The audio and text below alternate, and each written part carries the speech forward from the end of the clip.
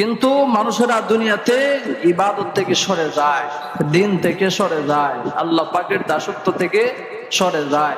কিছু মানুষ আছে দুনিয়ার মুহে পড়ে পার্থিব জগতের কারণে এরা দিন থেকে সরে যায়, দুনিয়ার ভালোবাসায় দিন থেকে সরে যায়, মালের কারণে দিন থেকে সরে যায়, টাকা পয়সার কারণে দিন থেকে সরে যায়, সুন্দরী নারীর কারণে দিন থেকে সরে যায়। কিছু মানুষ আছে এরা গরিবী হালতের কারণেও দিন থেকে সরে যায়। কিছু মানুষ আছে এরা ধনী, ধনাঢ্যতার কারণেও এরা দিন থেকে সরে যায়। কিছু মানুষ এরকম আছে যারা খুব মুসিবতে পড়লেও দিন থেকে সরে যায়। কিছু মানুষ আছে সুখের মধ্যে পড়লেও দিন থেকে সরে যায়। কিন্তু আসল কথা হলো, তুমি ভালো থাকো, খারাপ থাকো, সুখে থাকো আর দুঃখে থাকো, গরিব থাকো, ধনী থাকো, সর্বহালতে আল্লাহ সুবহানাহু ওয়া তাআলার ইবাদত করা, এটাই হলো জীবনের আসল মাকসাদ, লক্ষ্য, উদ্দেশ্য।